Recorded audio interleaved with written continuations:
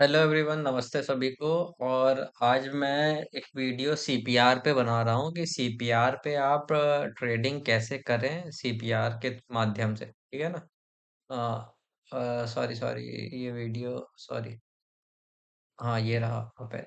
तो सीपीआर क्या होता है कि सेंट्रल पिवोट रेंज बोला जाता है, CPR।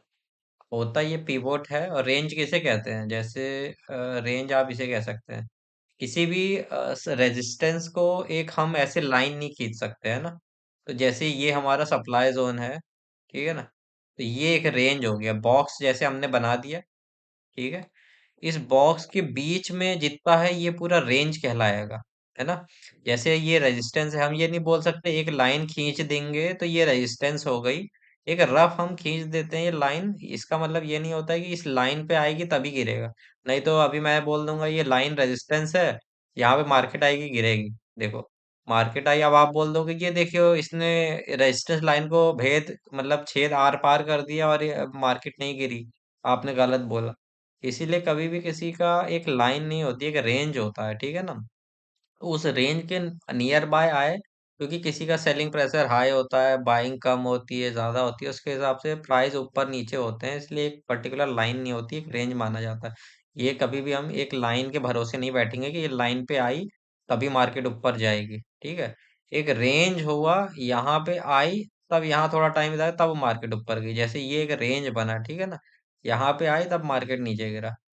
तो वैसे ही ये सेंट्रल, ये होता है मेन पिवट, और ये होता है ऊपर पिवट, ये होता है बॉटम पिवट। तो इस पिवट के बी ये पूरे को एक रेंज बोला जाता है, ठीक है ना। अगर सिंगल पिवट होगा तो उसमें आप थोड़ा कंफ्यूज होंगे, समझ नहीं पाएंगे। ये सीपीआर में क्या होता है कि अगर इस सीपीआर के बीच में प्राइस चल रहा है तो मतलब प्राइस मार्केट साइडवेज है, आप बाइंग मत कीजिए, ठीक है ना। अगर इसके ऊपर चल रहा है तो मार्केट बुलिश है, अगर इसके नीचे चल रहा है तो मार्केट बियरिश है। ये होता है सीपीआर। अभी यहाँ, सॉरी सॉरी, इसको डिलीट कर देता हूँ।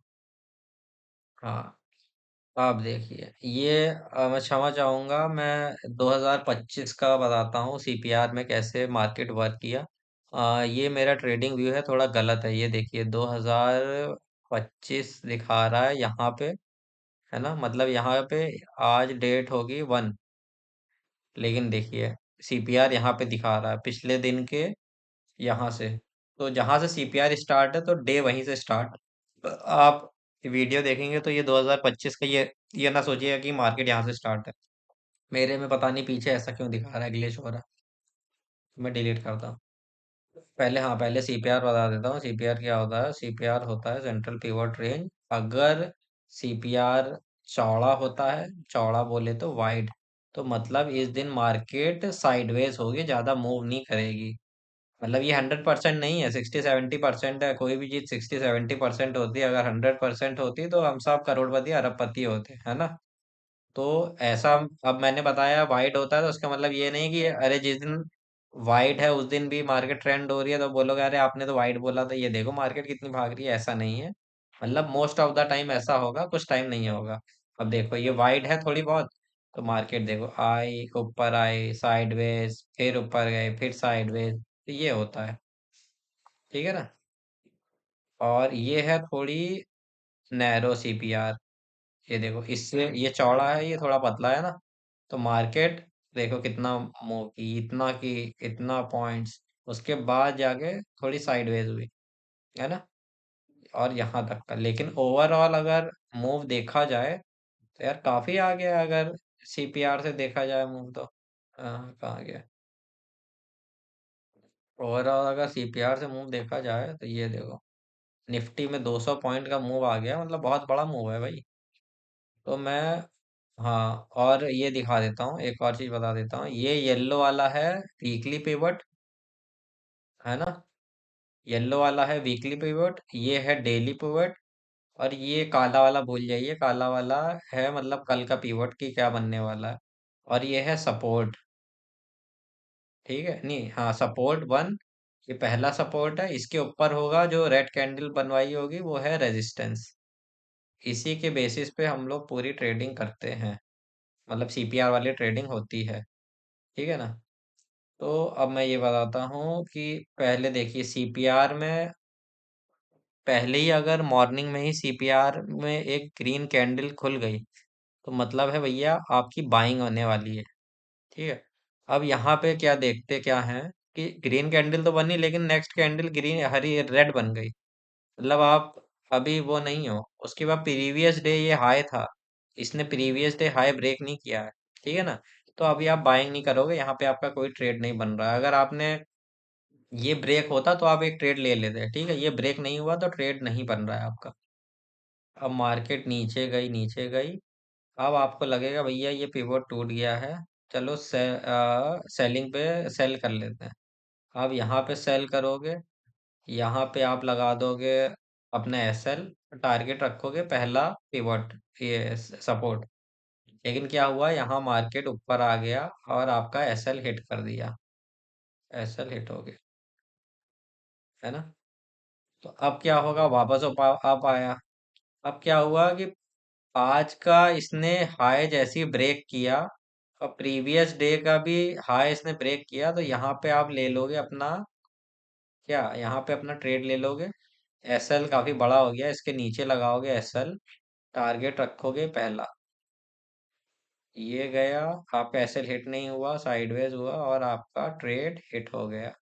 आप यहाँ भी ले सकते हो। ठीक है। अगर आपको होल्डिंग करनी है तो देखो नेक्स्ट डे कहाँ तक गया ट्रेड आप। इसीलिए स्विंग ट्रेड वाले ज्यादा कमाते हैं और डेली ट्रेड वालों से। तो ये था आपका पहले दिन का ट्रेड। और नेक्स्ट डे देखते हैं क्या हुआ। नेक्स्ट डे सीपीआर नैरो और मूव देखिए कितना मूव आया है। 400 पॉइंट का मूव, 450, 470 पॉइंट का मूव। नैरो सीपीआर देख रहे हैं ना आप। अब इसका ट्रेड समझाता हूँ क्या हुआ। जैसे ही मार्केट स्टार्ट हुई, रिजेक्शन ले लिया। अब आप रिजेक्शन, लेकिन ये आप यहाँ पे सेल कर देते हैं, लेकिन आपकी कैंडल कौन सी बनी, इनडिसीजन, इसने कोई निर्णय नहीं लिया है। आप हो सकता है यहाँ पे देखते इसने गैप फिल किया, आप यहाँ पे ट्रेड ले लेते तो यहाँ पे एक एसएल हिट कर जाता। लेकिन यहाँ पे ट्रेड लेने की आवश्यकता नहीं है, कि अगर आप यहाँ पे ट्रेड लेते तो आप टारगेट के इतना छोटा सा लेते। खुद ही सोचिए, यहाँ पे आप एसएल लगाते इतने छोटे रिस्क रिवॉर्ड के लिए। अगर आप रिस्क ले रहे हो तो चलो ले लो, आपने रिस्क लिया, आपका एसएल हिट हो गया। लेकिन यहाँ पे क्या हुआ, मार्केट हुआ वीकली सीपीआर को ब्रेक किया, प्रीवियस डे हाई ब्रेक किया, यहाँ पे आप ये लोगे, यहाँ एसएल और ये पहला टारगेट। देख रहे हो ना, 1:6 का कम से कम है ये। उसके बाद जैसे ही आपने अगले ये मंथली सीपीआर भी ब्रेक हुआ, ये देखो टारगेट। ये देखो अब मैं दिखाता हूँ। यहाँ पे आप ट्रेड लोगे, ये इतना, ये आपका टारगेट। ये देखो, उसके बाद मंथली सीपीआर हुआ, ये देखो यहाँ तक टारगेट है। ठीक है ना। अभी मैं ये रेजिस्टेंस 1 रेजिस्टेंस 2 लगा देता हूँ। ये देखो, ये रेजिस्टेंस आपका टारगेट था, रेजिस्टेंस 3, इसको रेड कर देता हूँ। ये देखो, आप यहाँ पे तीसरे रेजिस्टेंस पे आप निकल सकते थे। ठीक है ना। तो ये हुआ। चलो अब नेक्स्ट डे में आते हैं। ये है हमारा डे 3। अब ये देखो हमारा वाइट सीपीआर बना है आज के दिन, है कि नहीं। ये देखो, हम्म, हाँ गया, ये रहा, ये वाइट सीपीआर है इतना बड़ा। मतलब हाँ, वाइट देखा जाए तो प्रीवियस डे के बराबर खुला है। प्रीवियस डे ये हाई था, यहाँ पे मार्केट खुली है, यहाँ पे एक रेड कैंडल बनी है। ठीक है। इसको ओडी पैटर्न बोलते हैं, ओपन ड्राइव। अब यहाँ पे ट्रेड लोगे, यहाँ पे एसएल लगाओगे और इतना बड़ा टारगेट आप ले लोगे। ठीक है, लिया। अगर आप होल्डिंग वाले हो, 1:2 का टारगेट बन ही गया। अगर आप होल्डिंग करते हो तो और लंबा भी टारगेट ले सकते हो, वरना देखो रेंज में थी कि नहीं मार्केट?